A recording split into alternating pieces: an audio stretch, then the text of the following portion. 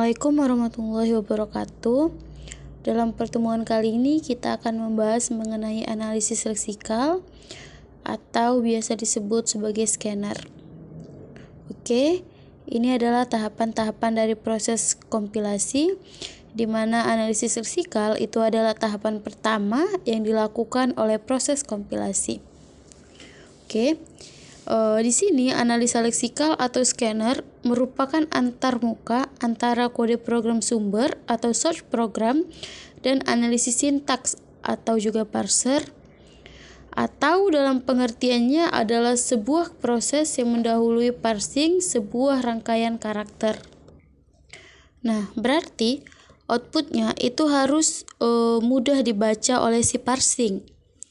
Oke. Di sini, scanner melakukan pemeriksaan karakter per karakter pada teks masukan, memecah sumber program menjadi bagian-bagian yang disebut sebagai token.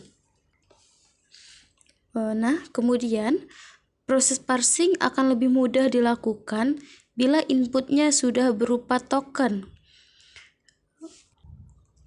Nah, kemudian di sini untuk model dasar untuk membentuk suatu analisis leksikal adalah finite state automata atau sebuah FSA. FSA dapat dengan mudah digunakan untuk mengenali konstruksi bahasa yang digambarkan dengan bahasa reguler.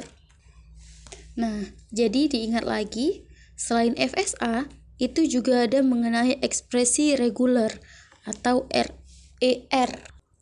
Oke, jadi di sini proses analisis leksikal itu dia akan melakukan proses pemeriksaan karakter per karakter dan dia akan memecahnya menjadi bagian-bagian yang kita sebut sebagai token. Oke, di sini kita lihat untuk tokennya sendiri itu adalah level entitas yang paling rendah di dalam diagram sintaks. Dan untuk jenis-jenis token sendiri, di sini itu ada 5. Yang pertama ada identifier, contohnya adalah variable dan function name. Yang kedua itu ada keyword. Ini adalah kata-kata kunci yang ada pada bahasa program tersebut. Ya, seperti contohnya ada while, if, function. Nah, tapi di beberapa penjelasan untuk identifier dan keyword, ini dijadikan satu token dan ini disebut saja sebagai identifier. Kemudian untuk jenis token yang ketiga itu ada operator. Ini bisa dalam bentuk operator aritmatika dan sebagainya. Seperti contoh ada penjumlahan, pengurangan, perkalian dan sebagainya. Oke. Untuk yang keempat, itu ada literal, atau karena dia merupakan sebuah nilai konstanta, jadi dia bisa juga disebut sebagai konstanta. Jadi, dia bisa disebut sebagai literal, atau bisa juga disebut sebagai konstanta. Karena yang masuk ke dalam literal atau konstanta ini, itu adalah semua nilai konstanta, seperti 27,3. Beda halnya dengan variabel. Misalnya saya punya X sama dengan 5. X di sini adalah sebuah variabel.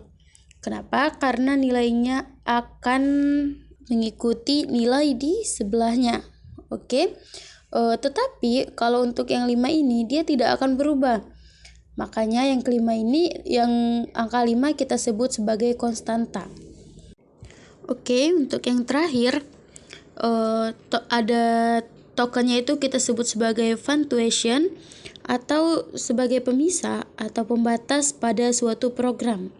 Nah, tapi di sini nanti akan dibagi lagi untuk pemisah dan pembatas. Pemisah itu terbagi dua. Yang pertama yang bisa berpengaruh pada program, dan ada juga pemisah yang tidak berpengaruh pada program. Pemisah yang berpengaruh pada program itu contohnya seperti titik koma, kemudian titik 2, koma, dan lain sebagainya.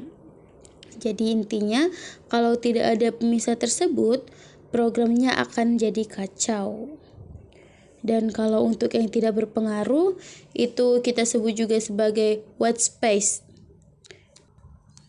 Nah, di sini untuk pemisah atau pembatas white space itu bisa seperti spasi atau enter dan lain sebagainya. Jadi intinya dia tidak akan berpengaruh terhadap program yang kita jalankan itu, oke? Misal contohnya ini di sini ada X sama dengan 5 dan ada juga X ini spasi kemudian sama dengan dan spasi lagi kemudian baru 5-nya. Jadi ini hasilnya hasil pada programnya akan sama. Tapi di sini ada spasi, tetapi spasi di sini dia tidak akan berpengaruh pada program secara keseluruhan. Nah, sebenarnya untuk white space ini itu kita gunakan untuk visualisasi ke kitanya. Misal kita menggambarkan program di mana X sama dengan 5, kemudian ada titik koma, ada bahasa pemrograman lain, ada titik koma lagi, ada bahasa pemrograman lain, kemudian titik koma, itu bisa kita tuliskan hanya dalam satu baris. Tetapi saat ada error yang menyatakan kesalahan pada baris tersebut, maka kita akan kesulitan mencarinya. Beda halnya kalau misalnya kita menulisnya itu dengan X sama dengan 5, kemudian ada titik koma, kemudian kita enter, ada juga baris kedua X dan sampai seterusnya kita enter. Tapi kalau dia ada error, saat ada error misalnya di baris keberapa, kita akan lebih mudah untuk mengatasinya. Oke, dan untuk punctuation sendiri ini bisa juga dikenal sebagai delimiter. Nah, di sini ada 5 jenis token, di mana yang pertama ada identifier, keyword, operator, literal, dan yang kelima itu ada punctuation. Atau bisa juga kita kenal untuk identifier dan keyword itu kita sebut dengan identifier. Operator kita sebut dengan operator. Kemudian literal ini bisa kita kenal sebagai konstanta. Dan yang kelima punctuation atau bisa kita sebut dengan delimiter. Jadi bisa dibilang jenis token itu ada 5 atau ada 4. Oke, yang pasti kita harus tahu dulu mana saja yang masuk ke dalam token-token tersebut. Nah, ini dia contohnya. Di sini ada sebuah ketikan program untuk Hello World. Nah, jadi tadi kita gunakan untuk yang 5 saja. Untuk identifier itu ada variabel. Nah, berarti variabel ini adalah yang bukan sebuah keyword. Jadi nanti di sini kita akan punya identifier yang pertama itu ada Hello World application. Kemudian untuk yang kedua kita akan punya test Java. Oke, nggak ada lagi ya untuk identifier ya. Kemudian untuk keyword kita ada package, ada public, class, kemudian ada static, void, main, string, arg, system, out, dan println. Oke. Kemudian untuk operatornya di sini tidak ada ya yang kita gunakan ya. Dan untuk literal atau konstanta di sini ada yang hello world. Jadi di sini dia nilainya tidak akan berubah. Dan untuk punctuation atau delimiter, nah ini kita akan punya titik koma, buka kurung kurawal, ada tutup kurung kurawal, buka kurung siku, tutup kurung siku, ada titik, dan ada juga petik 2 ya, atau double apostrof. Oke, di sini berarti ini adalah salah satu contoh untuk kita melakukan analisis leksikal, di mana kita akan men-scan karakter per karakter dan kita ubah dia ke dalam bentuk token-token. Nah, di sini contoh yang lain, misalnya di sini ada program Pascal. Nah, berarti untuk identifier ini bisa berubah, berarti di sini ada latihan, ada X. Kemudian untuk keyword itu ada program, kemudian var, kemudian juga ada integer, kemudian ada begin, dan juga ada n. Oke. Dan untuk operatornya ini ada titik 2 atau titik koma, sama dengan atau juga plus. Dan juga untuk literal ini ada literal atau konstanta, ini ada 1. Dan untuk punctuation-nya di sini ada titik koma, ada juga spasi, ada juga enter, dan juga ada titik. Oke. Untuk yang sebelumnya pun di sini untuk kalau kita memasuki spasi dan enter itu tidak masalah.